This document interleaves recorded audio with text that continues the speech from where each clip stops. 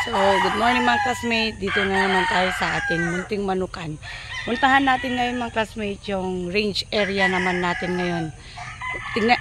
Nandun na kasi yung mga ano natin first at saka second batch. So, samahan niyo ako mga classmate.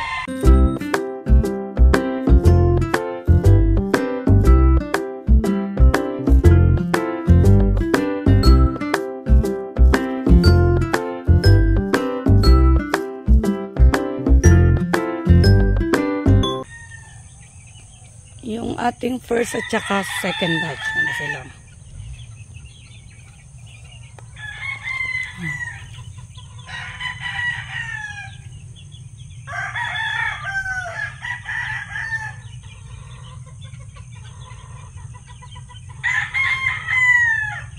Dito na sila sa range area para makalaro-laro na rin. Mas maluwang na yung space. At maiwasan na rin yung feather picking. So, dapat pag ano na sila, masikip na sila sa dati nilang pwesto, dapat kailangan ano na rin, ilipat. Yun talagang natutunan ko dito mga classmate kasi yung last year namin, yung mga previous year namin is ano, may mga nag-feather picking kami. So, yun ang mga yun na sa akin ng asawa ko. Kailangan before sila yung maano na sa masikip na space, transfer na sila kaagad dito sa mas maluwang na ano nila space para hindi sila mag feather picking.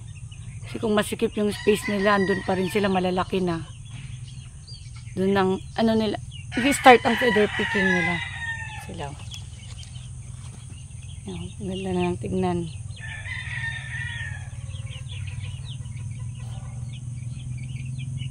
Yan. Wala pa silang pagkain mga classmates. Yan. Tubig, vitamins muna nilagay namin.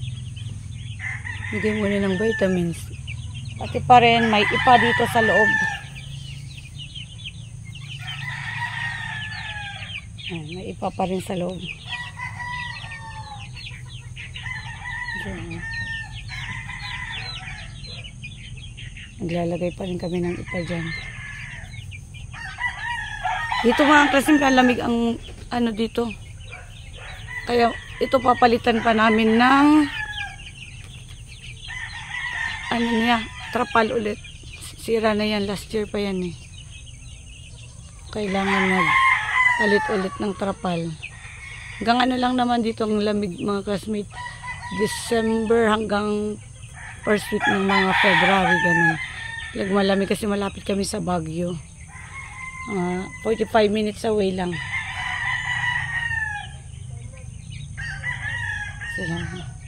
Tuka sila ng mga damo.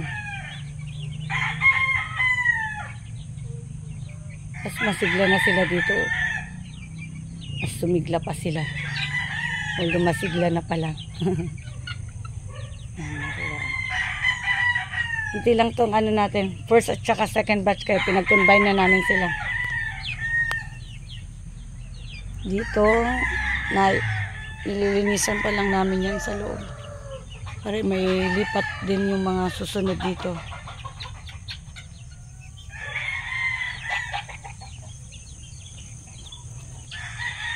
Kain sila. Ayan, kakain na sila.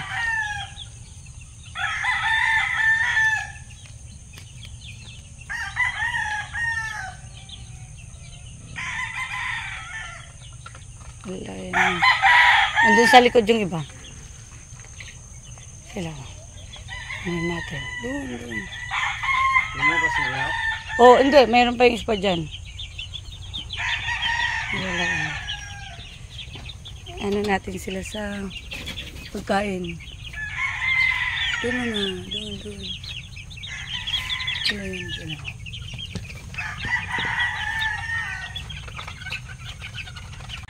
May gilban yan. Sila.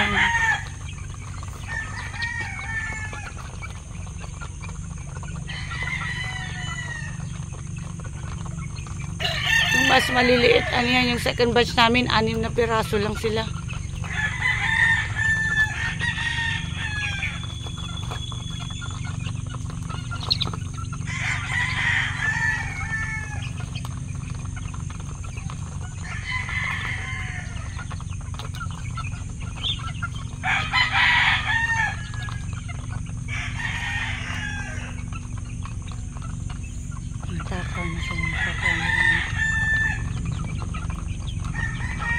Nag-change feeding na rin pala kami dito mga classmate.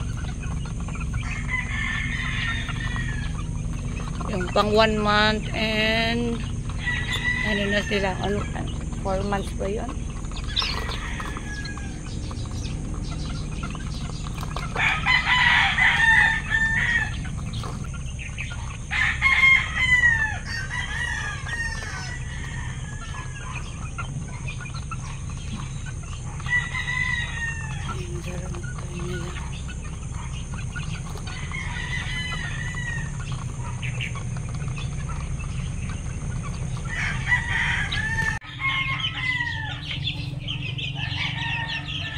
Ito na yung ating mga classmate, third batch natin.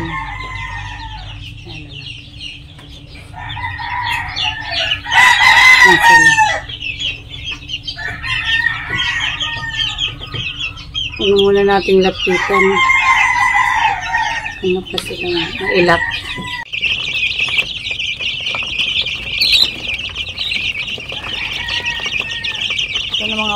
Ito na yung mga fourth batch natin mga classmates. Lipat na namin dito sa mas maluwang na brooder. Walang divider to. Kabila kasi may divider. Mas maluwang na sila. Hindi sila mas masikip dyan sa kabila.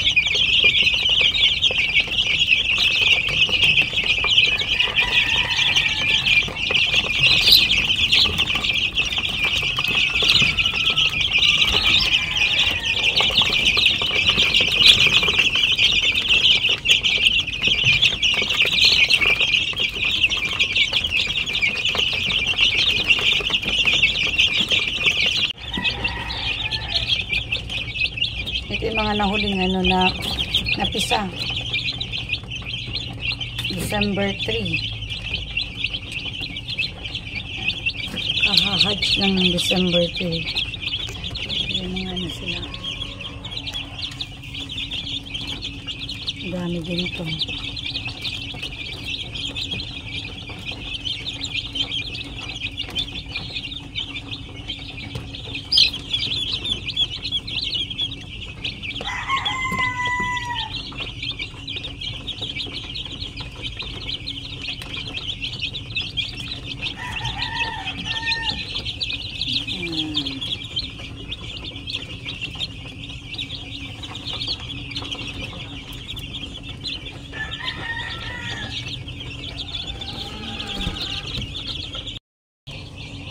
So yun lang ulit mga classmates sa update natin dito sa ating munting manukan dito sa Rugby Game Farm. Maraming salamat. God bless po at mabuhay po lahat ng sabongero.